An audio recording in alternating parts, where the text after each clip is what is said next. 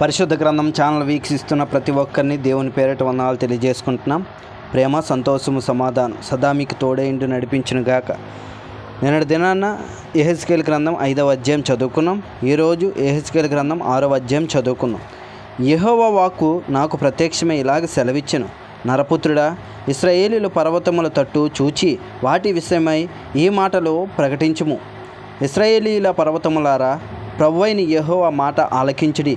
పర్వతములతోనూ కొండలతోనూ వాగులతోనూ లోయలతోనూ ప్రభువైన యెహోవా ఇలాగా సెలవిచ్చుచున్నాడు, ఇదిగో నేను నిజముగా మీ మీదకి ఖడ్గము రప్పించి మీ ఉన్నత స్థలములను నాశనము చేసేదను. మీ బలిపీఠములు పాడైపోవును. సూర్యదేవతకు నిలిపిన స్తంభములు చిన్న భిన్నములను అవును. మీ బొమ్మల ఎదుట మీ జనులను నేను హతము చేసేదను.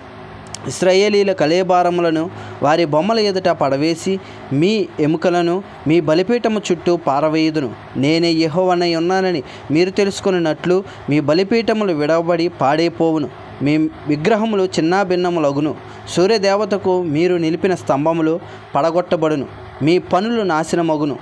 మీ నివాస స్థలములన్నిటిలోనున్న మీ పట్టణములు పాడైపోవును. మీ ఉన్నత స్థలములు విడవబడును. మీ జనులు హతులై కూలుదురు. అయినను మీరు ఆ దేశములలో చెదిరిపోయినప్పుడు ఖడ్గమును తప్పించుకొను కొందరిని నేను మీలో శేషంగా అన్ని జనుల మధ్య ఉండనిచ్చెదను. మరియు నన్ను విసర్జించు వారి విశ్వాసఘాతకమైన వ్యభిచార మనసును, విగ్రహములను అనుసరించి వ్యభిచార దృష్టిని నేను మార్చి నా తట్టు తిరగజేయుదును. చెరపట్టబడిన వారే శేషించిన వారు అన్ని జనుల మధ్య నన్ను జ్ఞాపకము చేసుకొని తాము అనుసరించిన హేయ కృత్యములన్నిటిని బట్టి తాము చేసిన దుష్క్రియలను కనుగొని తమ్మును తామే అసహించుకొనుచు నేను యెహోవానై ఉన్నానని వారు తెలుసుకొందురు. ఈ కీడు వారికి చేసేదనని నేను చెప్పిన మాట వ్యర్థము కాదు. ప్రభువైన యెహోవా ఇలాగ సెలవిచ్చినదేమనగా, నీ చేతులు చరిచి నేల తన్ని ఇశ్రాయేలీల దుష్టమైన హేయ కృత్యములను బట్టి అయ్యో అని అంగలార్చుము. ఖడ్గము చేతను, క్షామము చేతను, తెగులు చేతను వారు కూలుదురు. దూరమునున్న వారు తెగులు చేత చత్తురు. దగ్గరనున్న వారు ఖడ్గము చేత కూలుదురు. శేషించి ముట్టడి వేయబడిన వారు క్షామము చేత చత్తురు. ఈ ప్రకారం నేను వారి మీద నా క్రోధము తీర్చుకొందును.